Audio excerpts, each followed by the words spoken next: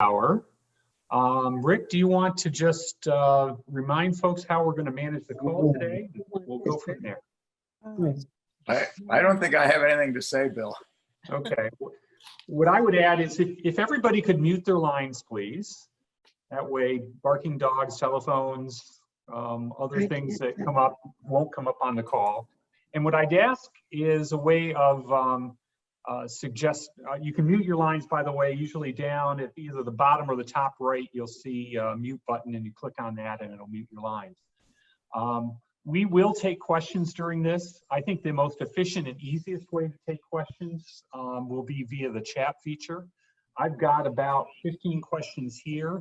People took the Stump Steve challenge quite seriously. So you'll get a chance to see how effective people were in that as we go down through.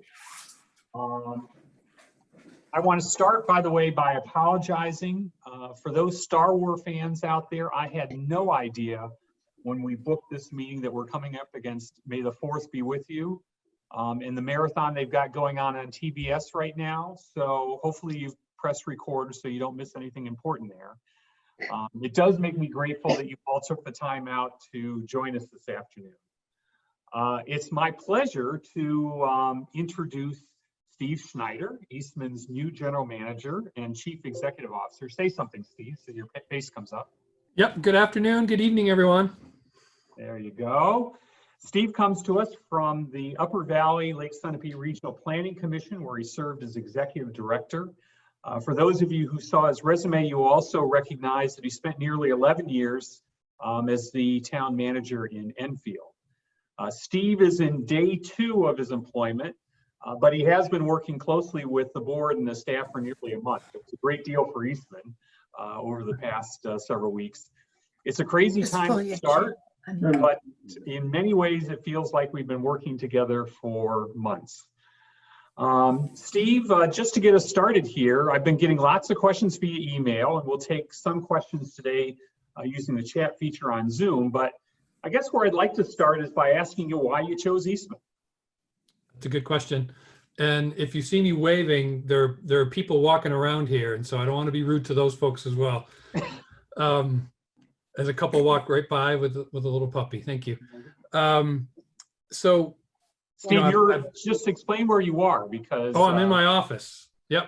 So I'm in the office, in Ken's office. Yeah. So, I've lived as a next door neighbor for almost 15 years, and certainly recognized and knew that the Eastman is a true community and one that values its residents as well as its environment. It's one that engages frequently, and you can't ask for more when, as a manager, is to have a group that lets you know exactly how they feel. Eastman is that place in the Upper Valley that has everything in one spot. You know, it's got the outdoor living, it's got the community, it's got the progressive management, it's got all the good stuff that we come to appreciate living where we do.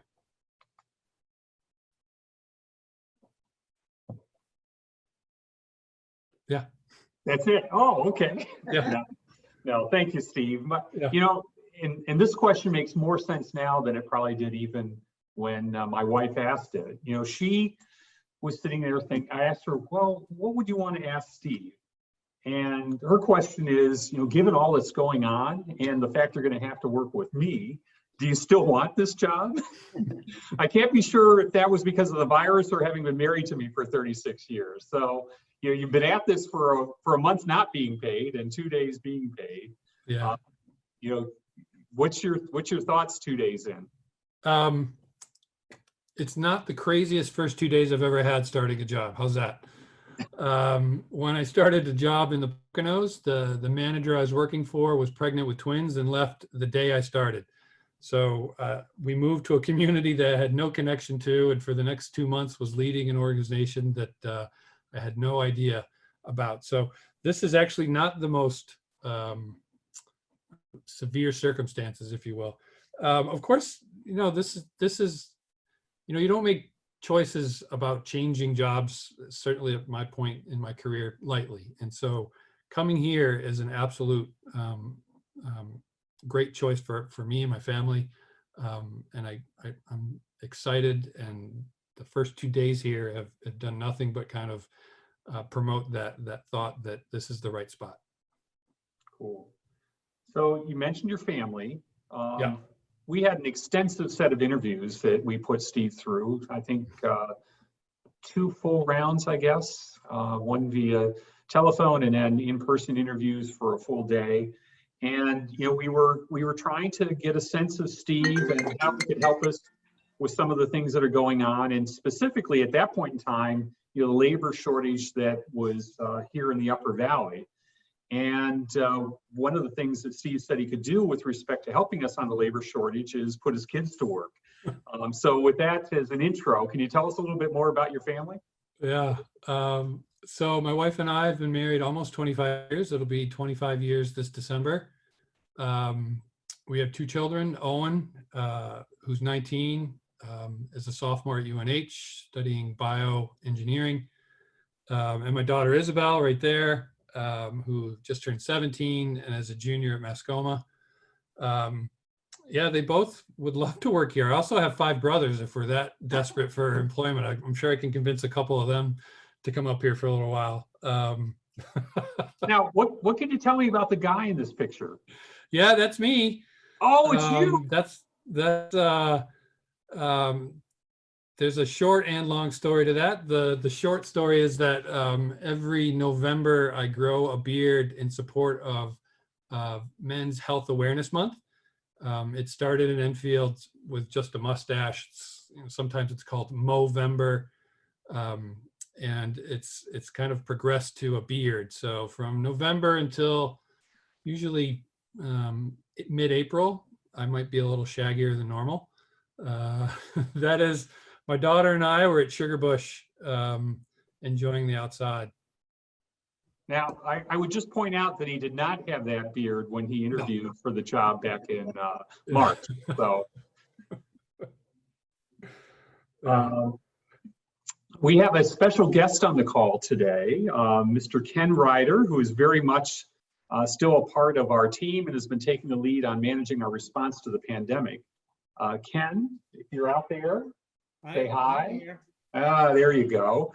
I think the question on everyone's mind, first of all, what do you have to say to Steve now that he's on board? Thank God you're here.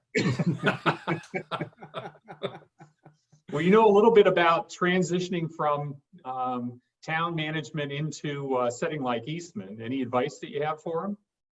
No, he's doing great.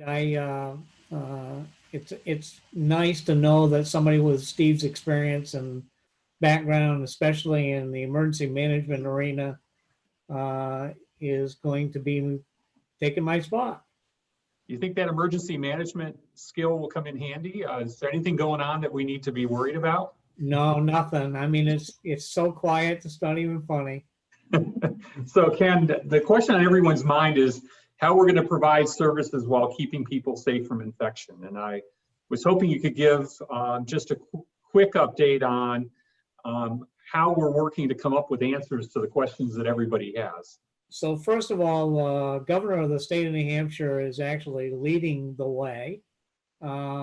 Since for about the last month, I've been participating with the state's Emergency Management Center on a daily basis. And the last couple of weeks with the governor's task force on reopening that led to Friday's announcement by the governor of Stay-at-Home 2.0. And Stay-at-Home 2.0 provided some guidance on how we begin the reopening phases of our amenities. The leadership team, the management team has been working feverishly to put together plans, and they've been vetted by a group of public health specialists who have been working with us to formulate plans for reopening. So the 11th of March, the golf course will reopen. We'll do it in a slow, progression, basically until the 31st of May, when the governor's task force will start releasing phase 2 of reopening plans. Things like things that we normally would expect this time of year. This summer is not going to be like any summer you've ever spent at Eastman. Things like the beaches are not going to be crowded like they have been in the past. And trails are fully available now. Outdoor amenities like tennis and pickleball and those kind of things will be towards the end of the month. And then you can join us at a board workshop tomorrow, Wednesday at 4:30, where the detailed plans will be presented to the board.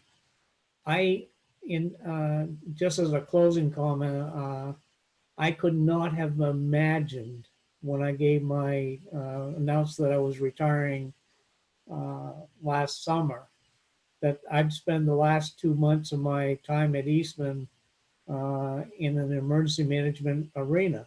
And most of you know that that is what I love doing. Emergency management happens to be one of the things that I have always enjoyed most about my job. And this is the biggest emergency I've ever been part of in my entire career.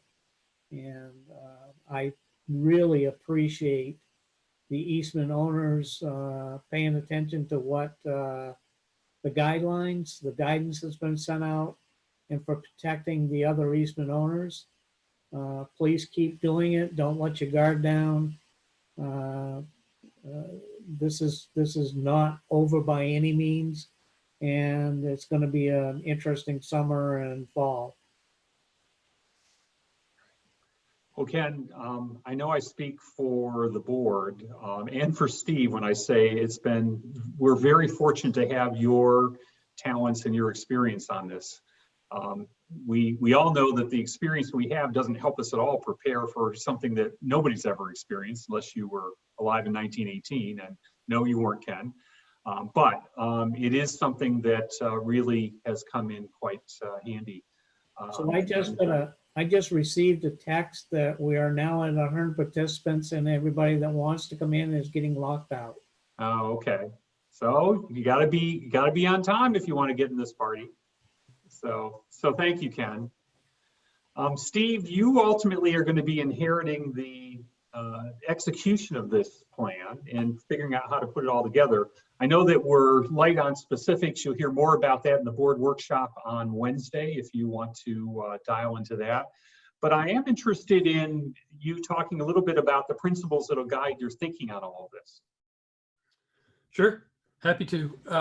Number one, it's safety. We can't do anything that's going to jeopardize the safety of, our residents, the staff, our visitors, the family that's here. So whatever we do, safety is number one. It's communicating what we do and how we do it effectively and often and in many different formats to our not only the organization, but the community as well. This is a quickly evolving environment. And so I think communication is key, and making sure that we can get our message out in a concise, effective manner, I think is going to be essential. We've got a senior group here that's been here for decades. And so, I'm blessed with having their years of experience and know-how on how to get things done for this particular community.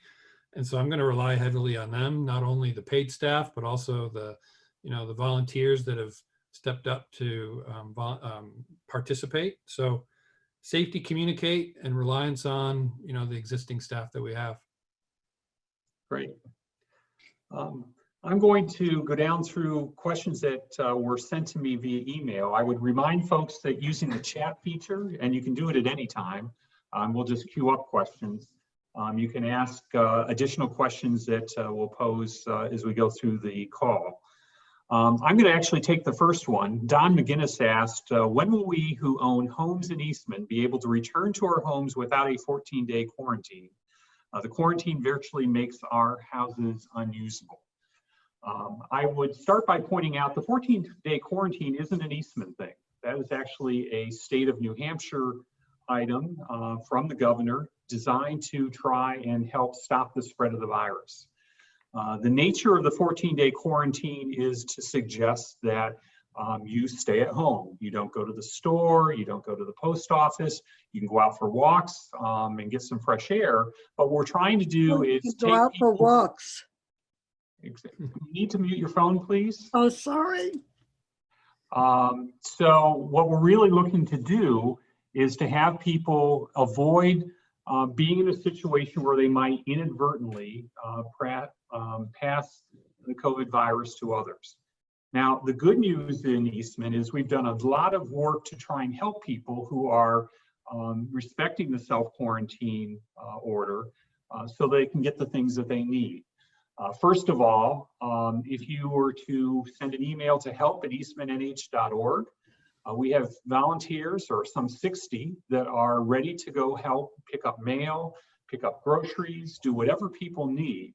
And I can tell you honestly, from helping to match volunteers with people who are in need of service, that the volunteers are actually finding this even more rewarding than the people who are being helped. So please, please, please don't feel guilty about asking. We're grateful that you're taking the steps to ensure that we're keeping our community safe. And we're doing this to make it so that you do get good use out of your home here in Eastman. Also, for anybody in Eastman, and actually in the broader Grantham community, we've had some 40 people who are making masks for Eastman, for Grantham, for the businesses in the area, for Dartmouth Hitchcock Hospital. They have made well over 1,000 masks at this point in time, and we can give you better delivery service than Amazon. We can have it ready for you in less than 24 hours for pickup. So if you are new to the community, or you've been here for a while and are getting ready to venture out to a store or anywhere where you're going to be in close contact with others, masks are available, and all you need to do is send an email to masks@eastmannh.org. Those email addresses, by the way, are in every document that we send out, whether it's Eastman highlights or news and notes. And they're in the lighted billboards as you're coming in either entrance. So please take advantage of those services. Steve, getting down to specifics. Jill Oxford asked what you can tell us about the restaurant. I mean, you've been here for 2 days, so you must have an update on it by now. I know that it's above my office, right? Yeah. So Forbes Tavern is going to be the new restaurant, and we had a great meeting with them last week, and we're going to have another one with them tomorrow. Certainly the expectation of having in-person seating in a restaurant type of dining experience is going to be delayed for a while. I know that the folks at Forbes are working hard on developing a takeout menu to be available for our community as soon as they possibly can. They seem excited to be here. I can't wait to kind of taste their food. I'm not sure if they provided any of that when they made their bids earlier this year, but you know, both the folks that have stepped up to lead this restaurant have years of experience doing it. They are committed to being in our community, and I look very much forward to being a patron. Yeah, I think what I would add is many of you might know that we were hoping that the restaurant would be open this past weekend. What we were thinking when we put that plan together is a world that is very different than the world that we live in today. And it probably isn't a surprise to anyone that when you start to think about a restaurant, many restaurants are struggling to survive, much less get started. So one of the big challenges right now is figuring out how you make a restaurant work in this environment.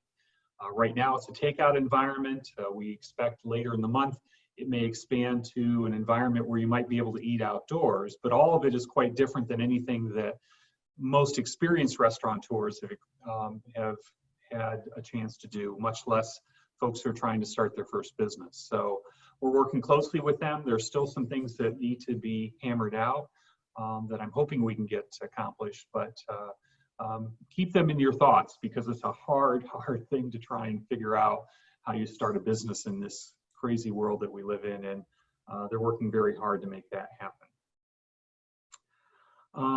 Bob Coster asked, if you think the fitness center can be open before the black flies make outdoor exercise impossible. Certainly the flies are here, so at least they were here yesterday afternoon when I was out trying to do some yard work. So, we're still awaiting guidance from the governor. I know that, the health group that was working earlier this afternoon and last week was, working with Leslie from our staff here on developing a transition plan so that we could get into the fitness center. It's not an easy task because it's such a tight facility, getting people in there and still maintaining social distancing, and then also making sure that the equipment is sanitized and ready and safe for future use is an issue. And so that's going to be one of our harder transitions to manage, but we're hopeful. Yeah, for right now, we're kind of in a waiting pattern with the governor's basically not opening fitness centers or pools or things of that nature. But as Steve mentioned, what we have been doing, the staff taking the lead, and the health professionals that Ken mentioned providing their advice and counsel, is figuring out when we do get a green light, how we do that safely. So lots of work underway. Unfortunately, it's out of our control right now. So we will not see the fitness center opening anytime in the near term. Unfortunately, based upon the rules that are set about with Stay-at-Home 2.0. Judith Price asked if the lake is safe to swim in and if we can use the beach this summer. So I'm not sure anybody's going into the lake in May 4th. It's a bit cold. I think it's still safe, but cold. Not intentionally anyway, when you flip your kayak, but. Yeah, exactly. Although I live right off of Mascoma Lake, and there were paddle boarders 2 weeks ago. Yeah, so folks are out there. And I enjoy paddle boarding as well, but I'm not sound enough to be confident that I won't end up in the water. So in terms of the beach, again, we're working with our health advisor group. It's maintaining social distancing. The beach is going to be one of those places where it's going to be real easy to kind of get close to one another, whether it's intentionally or not. You're throwing a football around, you're playing paddleboard on the sand, you're wading in the water, and it's just one of those places that's going to be important for us to make sure that we're still safe. And so we're still working on some of those details. Okay, we have a question that came in via chat from Richard Mark, who is welcoming you and saying, what do you see as the most challenging part of your new position? Usually when I start a position like this, there is a reception. There's an opportunity to meet people face to face. And granted, this is an opportunity for you to see me. I can only see about 5 people at the moment. And so that's hard, not being able to get out there and see people. That is going to be difficult. And it's not just, residents, it's also the staff. I can certainly see folks, but it's hard when you've got a mask on to kind of get a feel for someone. I'm gonna have to get real good at recognizing people's eyes instead of their whole face. the management of an organization, certainly the restaurant's going to be different. But for the most part, everything I've done in my career is transferable to what we can do here at Eastman. So initially it's going to be the lack of getting to see and interact with people. Great, thank you.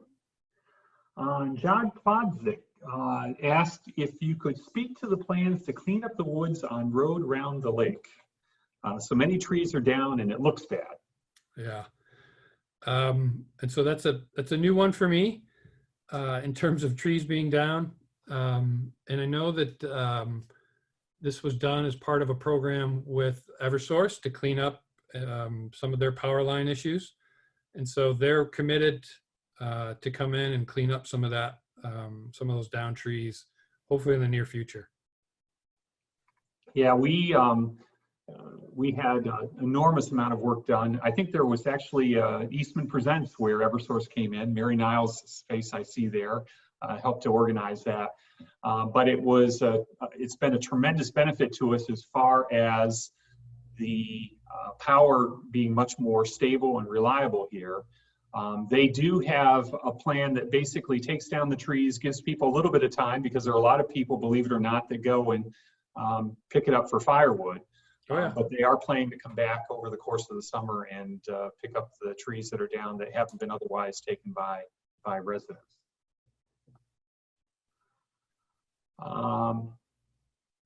Just a welcoming comment, Steve. So far, it looks to me like you're the right person for this difficult time in Eastman. Welcome. That's from Larry Schulman. I would point out that, Steve, you've only been on the phone for 25 minutes, so that might, I'm not sure that you've fully earned that compliment yet, but and now you know why my wife asked if you really still want this job. Andrew Sedano asked, what was your biggest and most proud accomplishment of your career? So I would say my tenure in Enfield, it was 11 and a half years. The average for municipal managers is about 4, right? And so to stay in one place kind of 3 times that is an accomplishment in our industry.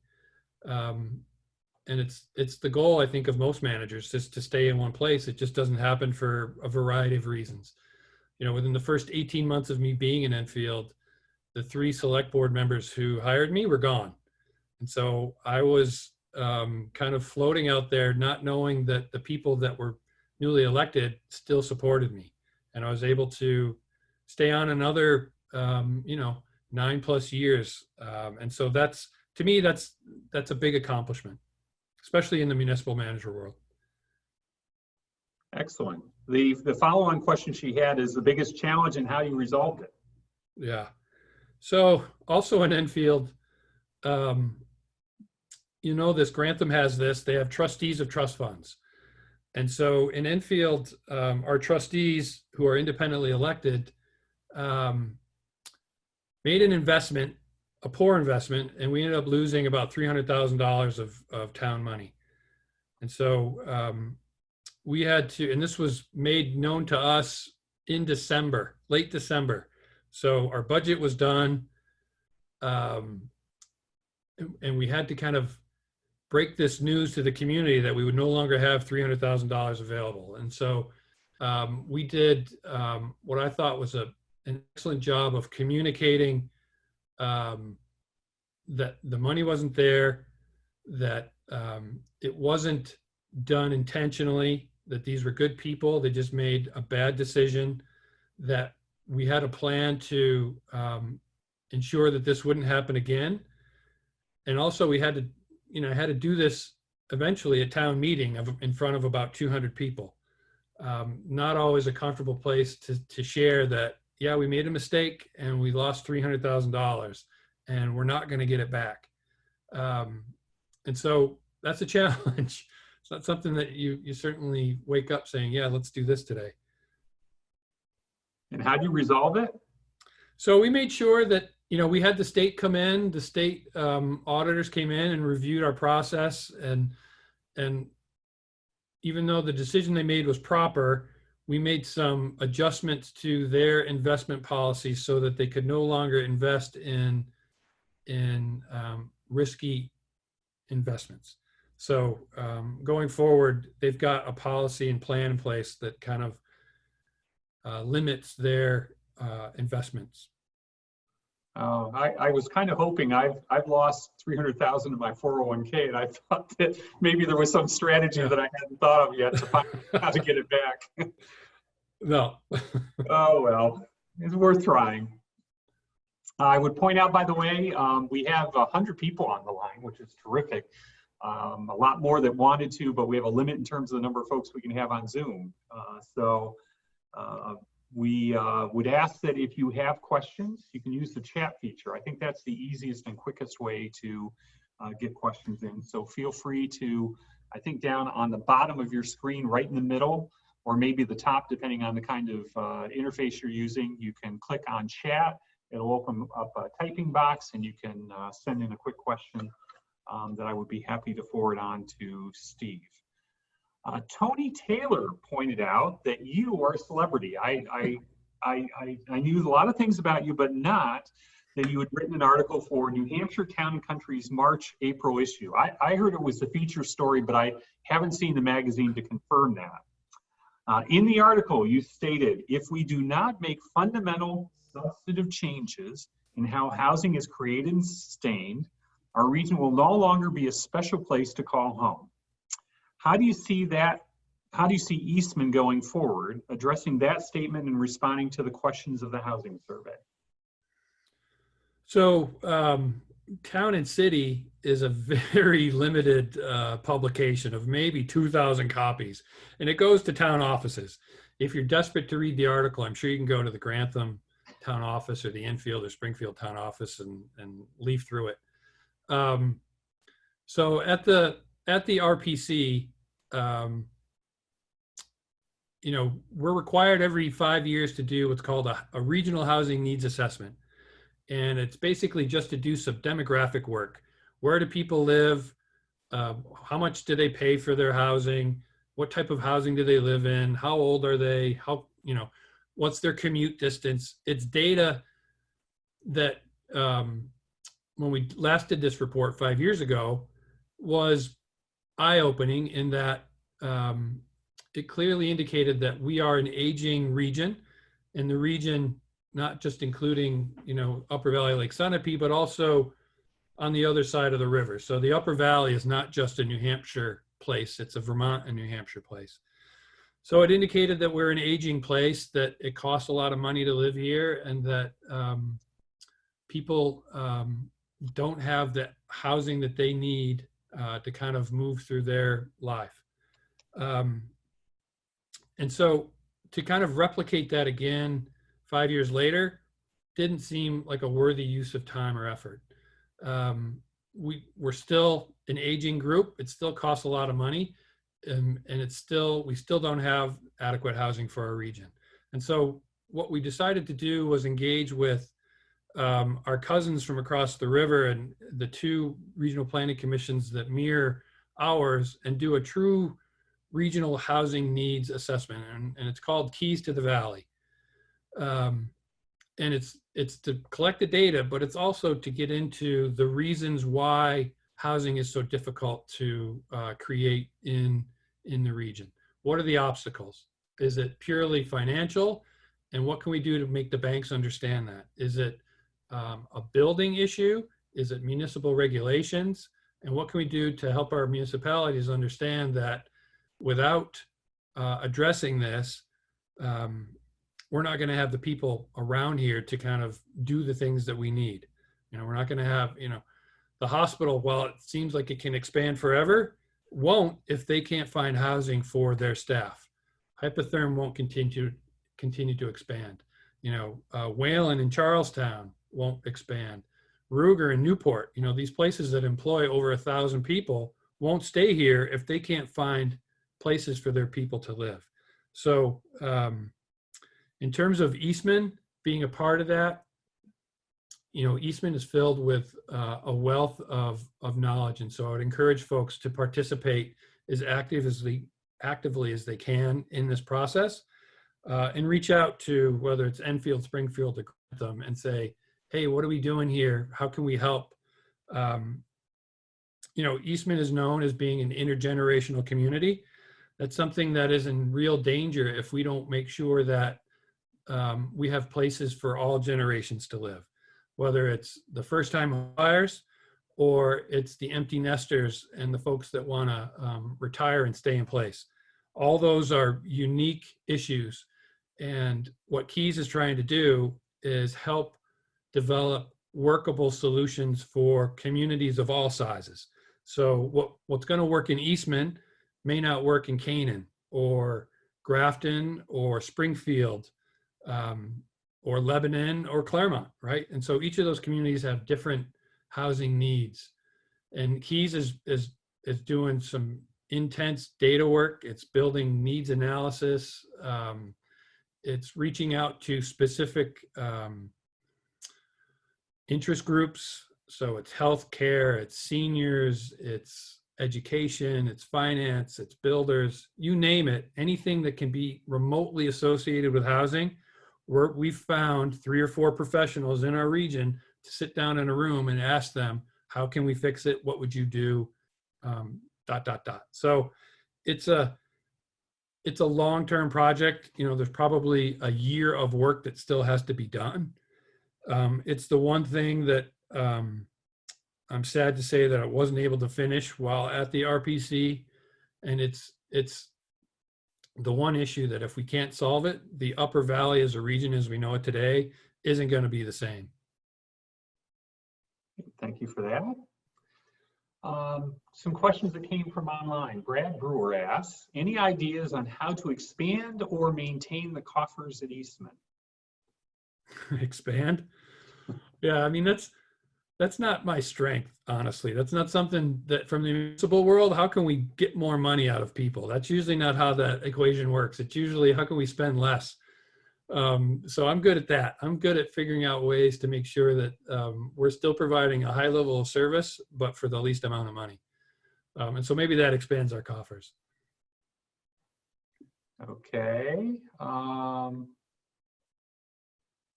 Let's see, from Don Clues. I hear that Steve is a golfer. On a scale of 1 to 10, how does he rate A, his enthusiasm for the game, and B, his skill?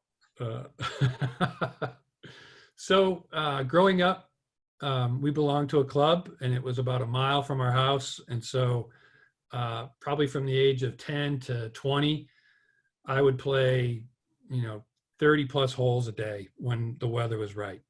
And growing up out in suburban Syracuse, there are courses everywhere. And New York State being a big state that likes to spend money, there are state courses and municipal courses. And so that's not something that you see a ton of around here, but there were just lots of courses. And so we played all the time. In Batavia, I was a member of the Polish Falcons Golf League.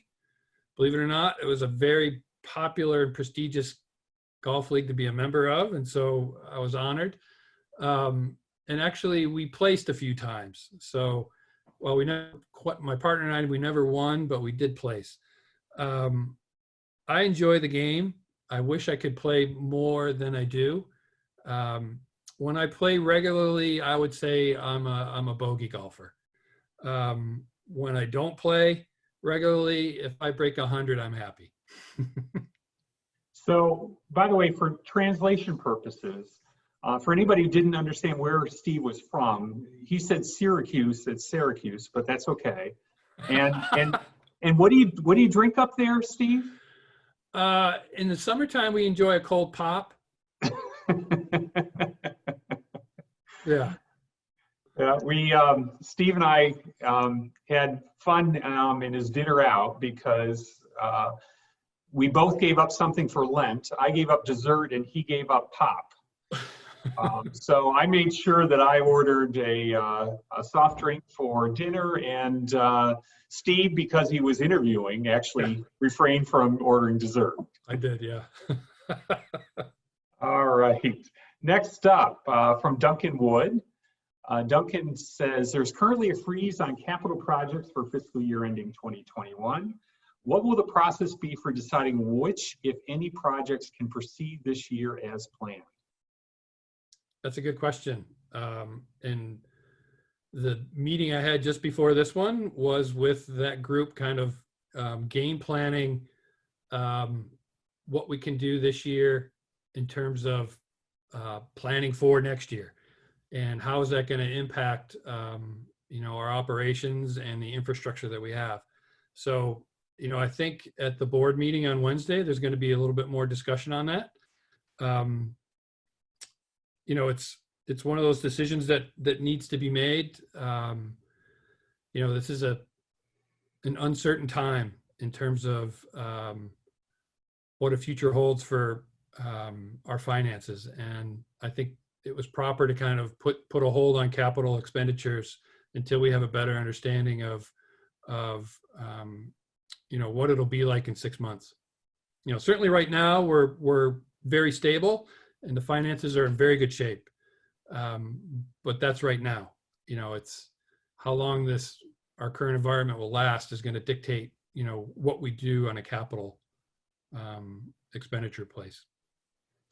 Yeah, I would point out from other boards that I serve on that what we're doing is very much indicative of what almost every organization is doing right now, maintaining flexibility because there are so many things that are uncertain going forward.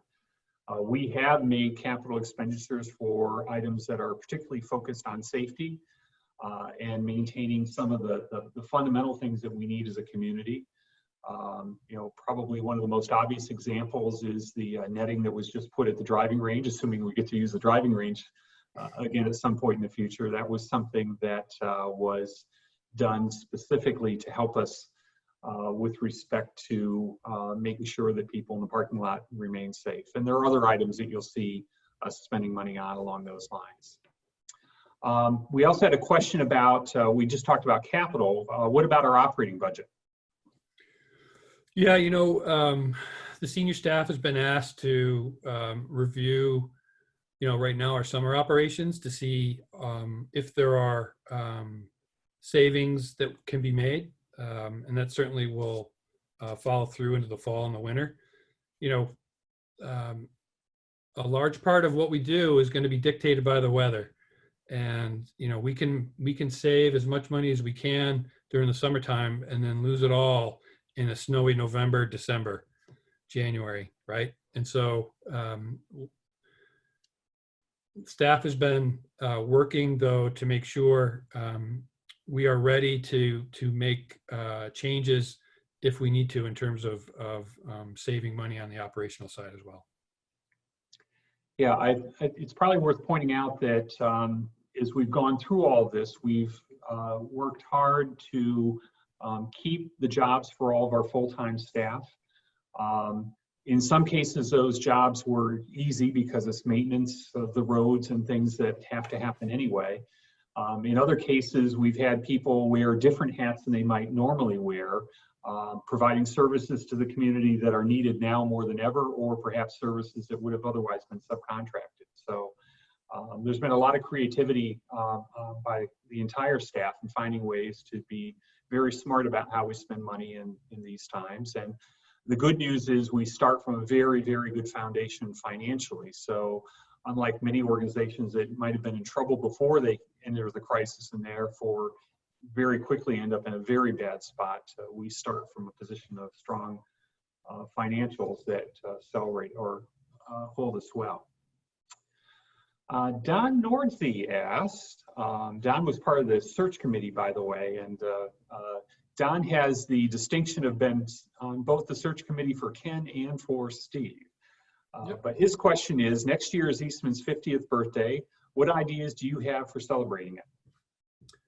That's a good question. I was in Enfield when they turned 250, and we did a lot. We had, and this would be my suggestion here, is to not limit it to one thing. We had a play, we had a car show, we had several concerts, we had a parade, we had folks creating a historical video. We had a ton of 250th swag, right? So hats and frisbees, and I think for a while there, you may have even been able to have a license plate. I know the state allowed that for a little bit. So it's embracing that it's a milestone, and also not limiting it to just one event.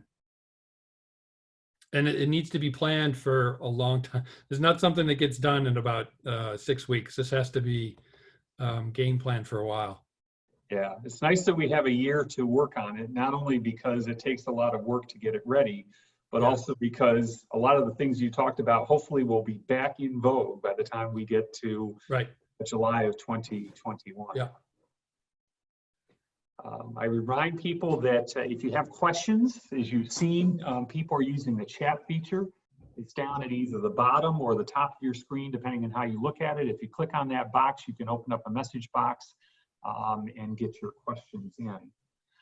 One of the biggest challenges that exist in any community is communications.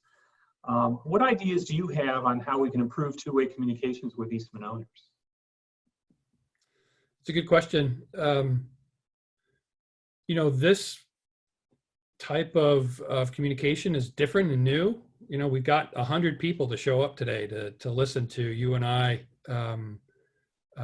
converse and answer questions. I think this is an effective way to get a message out and allow folks to participate. We certainly can't have face-to-face meetings for a while. And so, I think whether it's Zoom or Skype or some other format, this is an effective format. And I think it allows us to do it more frequently than we may have been doing in the past. So you can send out a notice and get a Zoom meeting organized in a matter of minutes. And it may allow us to get information to our residents in a way that may be a little bit more effective and allow for some back and forth and some questions. I'm sensitive to the fact of information overload and recognize that you don't constantly want to be blasting people with information all the time. So I think this is a good new way. And I think we need to be cognizant that because things are changing so quickly, that we need to be frequently out there letting folks know what's happening, whether it's with the golf course or the restaurant or other amenities, or how we're doing with our budget, or just celebrating and just saying, hey, let's get together and celebrate a birthday or an anniversary. It doesn't always have to be formal and staff or organization related. Yeah, I want to point out that this is all something that we're learning as we go. We're delighted at the number of people that signed up for this call. I'm sad that we had a limit of 100 that caused some people not to be able to get in. But we'll continue to look for this kind of media that we can use. And Steve actually was pushing me a bit earlier today about, how do we do this in normal times? And how do we use these as opportunities to really get the good two-way communication going? Part of it will be expanding on the technology so that we are able to reach more people. But a big part is just all of you taking time to dial in.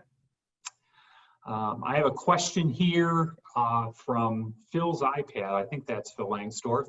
How do you think your work on the Regional Planning Commission can help us here at Eastman? So, at the RPC,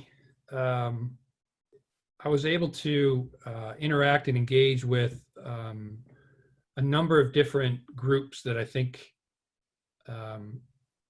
can translate to the Eastman environment, whether it's at the state side, it's Department of Environmental Services or DOT, or a couple other state agencies, but also, regionally, I was connected to, other groups. Vital Communities is certainly one of those regional players that is great at getting people together and connecting and talking about important issues. So I think the RPC world allowed me to kind of reach out and develop regional and statewide connections that I think can only help Eastman. We talked a little bit about this during your interviews, but can you translate that into, some of the more specific challenges you see here and how those connections could be helpful to us? Take the lake, for instance. Yeah, I know that Eastman's just finishing up its watershed management plan, which is huge. I've started to leaf through it. It's over 100 pages long, and it's comprehensive. But it's engaging the state and making sure that we're doing the right things as an organization to maintain the water quality and the health of the lake. And so whether that's the amount of materials we put down on our roads, how we maintain our ditches, the equipment that we use, what we do on the golf course, how that impacts the aquifer and or the lake. It's the lake is such a tremendous resource that it is a body of the state of New Hampshire, right? So it's owned by the whole state, and so the state takes that seriously, and so they're not going to let this resource deteriorate, and so they're going to be active, and they're going to push us to make sure that we're taking good care of it as much as we can, whether that's with what the materials end up in it, and or how the dam is maintained. Those are the state in Enfield. The state was ready to breach the dam up at Smith Pond because it was seeping, and we had to rally around that thing, and luckily the two major landowners up there stepped up and created that new dam. But it's things like that the engagement with the state is important, and certainly it would be devastating if they said, yeah, you know what, we're going to breach the Eastman Dam there, and guess what, Eastman Lake becomes a marsh instead of a lake. And so there are ways that the state can be helpful. Great. Other questions that people have, I remind you that using the chat feature gives you the ability to get questions into us. When you think of your priorities, Steve, in your first month, they're probably a little different than they were when we asked you this question during the interview process. But what do you see as your priority for the first month in the job? Well, it's meeting as many people as possible, and so it's going to be through this type of environment, unfortunately. Although the office where I'm located, the window is pretty effective at kind of, we can talk through the window. And so I've done that probably a half dozen times so far. It's making sure that this organization and community is ready for, the transition from where we are now to whatever the new normal will be. And so, that's fiscally, it's safety wise, it's, making sure that the community still feels like a community. It's definitely an interesting time to start a new job, but that's okay. Yeah. Well, I would point out that just a quick commercial. On Wednesday at 4:30, we will be having a board meeting. We'll see if we can increase the capacity for Zoom. The board meeting is actually a workshop, and generally workshops are private just to the board, but the topic in this particular workshop is focused on our strategies for reopening Eastman. We will be spending time talking about the golf course and our plans to make the golf course available to members starting on Monday the 11th. We'll also be talking about some of the contingency planning we've been doing on some of the other amenities, so that when the governor's office gives us the green light to go, that we're able to make those available. As Ken mentioned, those plans started with the staff being informed by experts in the governor's office that have really been thinking about how you reopen the state safely. But they've also been vetted with 3 healthcare professionals here in Eastman who have volunteered their time and expertise to go through the plans in detail and help us ensure that what we're doing is not only right by New Hampshire standards, but by the higher standards we set here in Eastman. So that meeting will be on Wednesday at 4:30 p.m. we welcome you to join into that. We won't be able to engage in verbal questions and answers, but to the degree that questions come in via chat, we'll do our best to try and answer them, and you'll get a good sense as to the roadmap that we're going through. Sean Phelps asked the question, she was the author of Plan 2020, and of course now we're on Plan 2030. She asked if you've had a chance to see the strategic plan and how involved do you see yourself being involved in moving that plan forward. Well, obviously coming from a planning environment, I appreciate the necessity of a strategic plan. And, you know, that was one of those services that we offered our communities, was helping them develop their master plan, which is very much like a strategic plan.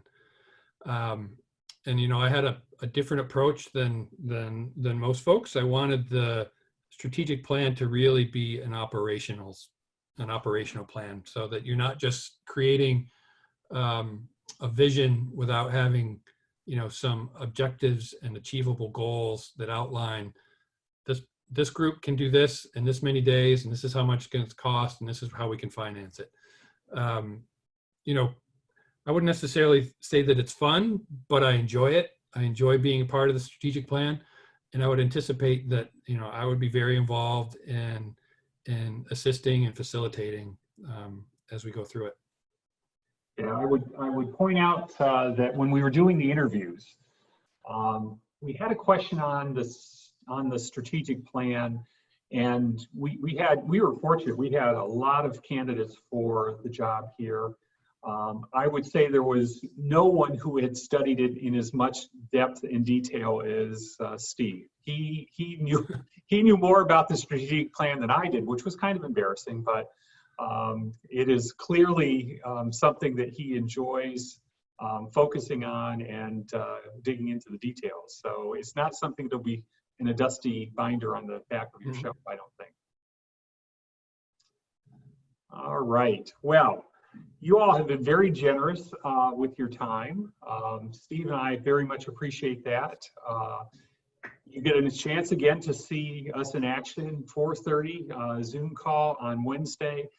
The note went out this afternoon with the invite to that and the URL that you can click on to join in that. So until that time, I guess we will say good evening. And for Steve and I, who haven't had a chance to have our popcorn cocktail yet, we will join the rest of you in raising a toast to not only Steve for joining us, but Ken for your leadership in helping. Thank you, everyone. Transition. Take care, everybody. Yep. Bye.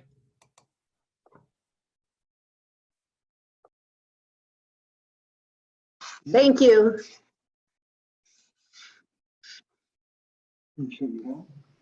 Thank you all. So long. You.